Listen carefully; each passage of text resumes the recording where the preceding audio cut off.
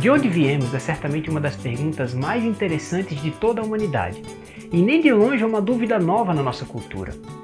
Várias pessoas já propuseram diversas respostas para essa pergunta, mas poucas delas foram baseadas em evidências científicas. Responder de onde viemos não é uma tarefa fácil, mas também não é uma tarefa impossível. Para começar, vamos tentar entender a partir do desenvolvimento de um ser humano. Certamente você já deve saber que é fruto de uma fecundação entre uma célula especial do seu pai biológico e uma célula especial da sua mãe biológica, que formaram uma única célula que iniciou um processo de multiplicação até formar o seu organismo todo. Mas talvez você ainda não tenha se dado conta de que, em algum momento da sua vida, nem que tenha sido por alguns minutos, você foi essa única célula. Então, podemos dizer que viemos do nosso pai biológico e da nossa mãe biológica. Até a próxima! Claramente essa não era a resposta que você estava esperando. Responder de onde viemos como espécie ou como ser vivo é um pouco mais complicado do que isso, mas é com essa resposta óbvia que vamos começar a caminhar para poder identificar a resposta dessa pergunta. No vídeo de hoje, de onde viemos? Da mesma maneira que você veio dos seus progenitores, seus pais também vieram, assim como seus avós, seus bisavós, tataravós, alguma coisa avós, bem mais distante avós e assim por diante. Podemos caminhar muito longe seguindo essa trilha, mas quanto mais longe formos, encontraremos humanos cada vez mais diferentes. E se formos mais longe ainda, encontraremos outros primatas, outros mamíferos, outros vertebrados, até que chegaremos a um ancestral comum a todos os seres vivos. Você pode pensar que esse caminho é pura especulação, mas ele está registrado por toda a superfície do nosso planeta.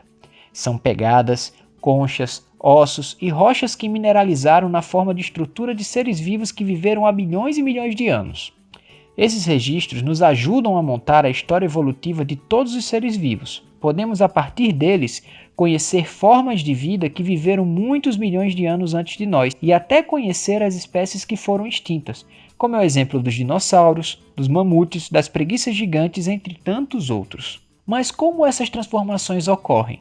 Vimos até aqui neste curso que os seres vivos são estruturas auto-organizadas a partir de instruções escritas em moléculas que têm condições de manter sua organização por certo tempo até que consiga se reproduzir.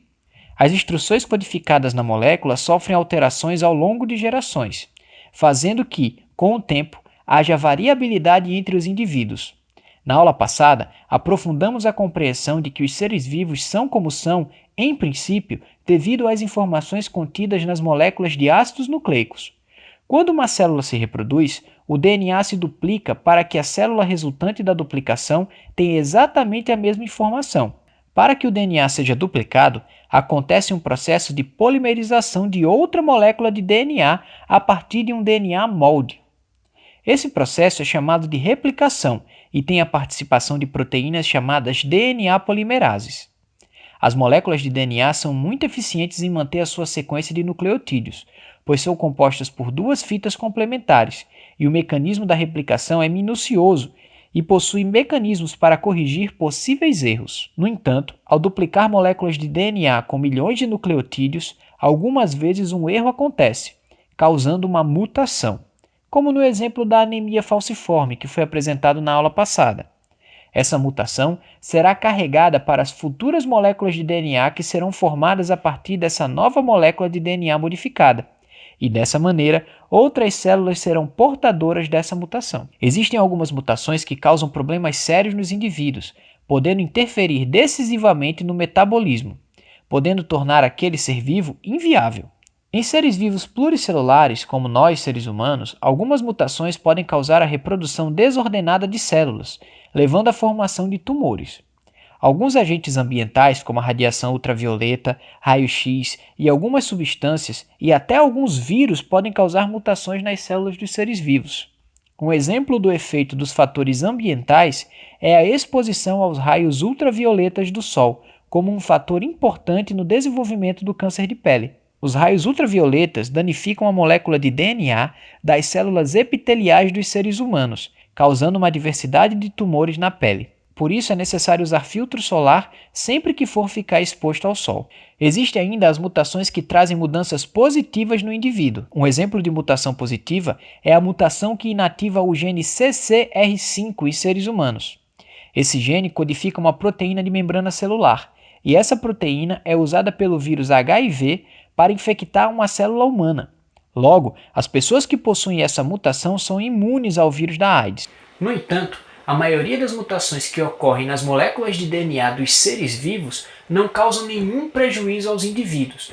Isso porque as moléculas de DNA dos seres vivos atuais já sofreram tantas mutações, tantas modificações ao longo das gerações até aqui, por mais de 4 bilhões de anos aproximadamente de vida na Terra, que há grande parte do DNA que não é lido por nenhum tipo de enzima. E esses nucleotídeos fazem parte de um grande registro bioquímico da história da vida no planeta Terra. Logo, a sequência do DNA dos seres vivos é mais uma evidência que podemos investigar para compreender a história evolutiva da vida na Terra.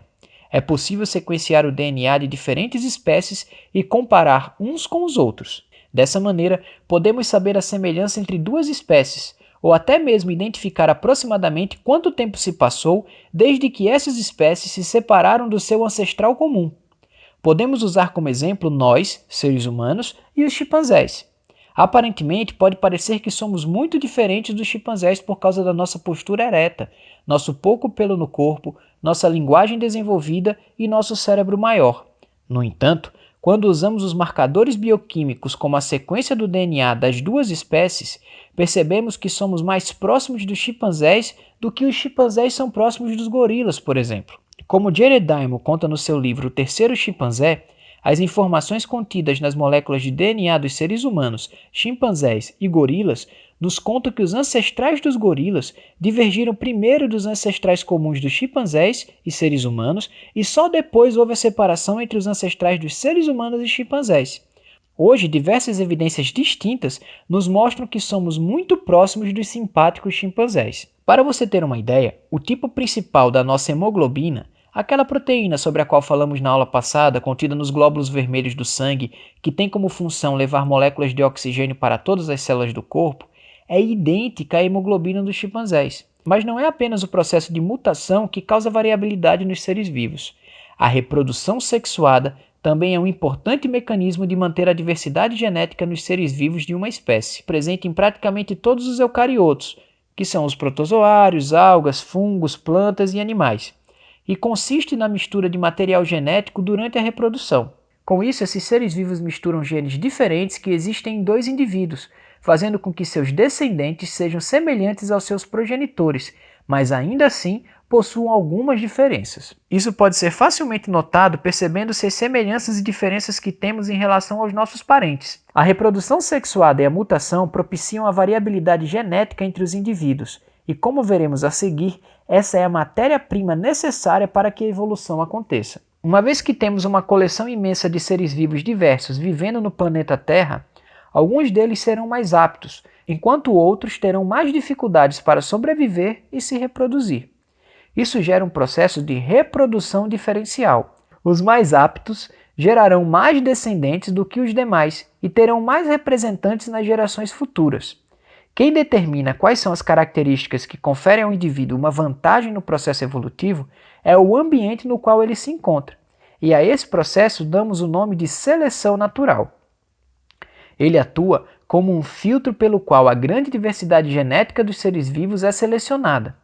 Um exemplo muito interessante de seleção natural é a ocorrência de genes causadores da anemia falciforme que comentamos na aula passada. Na maioria das vezes, esse gene da anemia falciforme causa prejuízos aos seus portadores, uma vez que o transporte de oxigênio é importantíssimo para a fisiologia do ser humano, além de todos os problemas causados pelas hemácias em forma de foice. Porém, quando analisamos áreas em que há uma alta incidência de malária, uma doença causada por um protozoário que se aloja dentro das hemácias dos seres vivos, a ocorrência da anemia falciforme pode ser um fator de proteção para os indivíduos, pois os protozoários causadores da malária não conseguem infectar as hemácias em forma de foice, tornando os indivíduos resistentes à malária. A pressão seletiva do ambiente, onde a malária é endêmica, é diferente das pressões seletivas que existem em outros ambientes. E aqui podemos até revisitar a pergunta da aula passada: por que a gente é assim? E podemos perceber que o ambiente é de grande importância na modelagem dos seres vivos em que nele vivem. E de onde viemos? Viemos de um longo caminho de diversas mutações, misturas de material genético e uma ampla seleção feita pelo ambiente. Um ambiente dinâmico, que às vezes estava quente demais ou frio demais, uma atmosfera cheia de oxigênio ou com pouco oxigênio, um ambiente que estava sempre se transformando, às vezes com alguns seres vivos causadores de doenças que fizeram com que algumas mutações ocorressem e se mantivessem na população, como é o caso da anemia falciforme, que a gente usou de exemplo nesse vídeo, né, no caso dos lugares onde tem uma grande incidência da malária, e muitas vezes o ambiente se tornou inóspito para grande parte dos seres vivos, que não permitiu que eles sobrevivessem ou se reproduzissem, levando esses seres vivos à extinção, como vários exemplos que nós citamos nesse vídeo. Mas agora a pergunta é outra. Onde esse longo caminho começou? Quem foi o primeiro ser vivo? Qual foi a primeira unidade de vida no planeta Terra? E esse será o tema da nossa próxima aula. Como material suplementar, eu recomendo aqui o livro já citado nessa aula, O Terceiro Chimpanzé, do Jared Diamond, o mesmo autor do Armas, Germes e Aço, que a gente já indicou aqui no canal. É um livro incrível, O Terceiro Chimpanzé, assim como Armas, Germes e Aço, mas O Terceiro Chimpanzé traz uma perspectiva de evolução do ser humano, comparando com outros grandes primatas, né, os primatas humanoides, os primatas como o chimpanzé, o bonobo, o gorila, o orangotango, e é um livro muito especial, um livro que é muito prazeroso de ler e recomendo fortemente a leitura. Outro livro que eu vou indicar aqui é do Richard Dawkins, um livro chamado O Maior Espetáculo da Terra, que trata sobre evolução. Esse livro mostra várias evidências da evolução, tanto aquelas que são difíceis da gente mensurar, porque levam muito tempo para acontecer e a gente precisa dos registros fósseis e bioquímicos, mas também aspectos da evolução que a gente pode olhar num curto período de tempo, principalmente em seres vivos de vida curta, como bactérias, por exemplo. Se você gostou, não esquece de se inscrever no canal, compartilha com os amigos, pois, como eu já falei várias vezes, essa pode ser uma maneira interessante de algum colega seu aprender um pouco mais sobre ciências de natureza. Até a próxima! Você acha que o chimpanzé é muito parecido com o ser humano? Ele é parecido, O que você acha parecido? porque ele tem as mãos. As mãos, né? Os dedinhos assim. O que você achou diferente? O que é diferente do ser humano pro chimpanzé? Que o chimpanzé, ele é diferente de uma coisa. Os pés dele são parecidos com as mãos dele, Por que isso? porque eles sobem em árvores. Boa. E a gente? A gente não. Só quando tá brincando, né?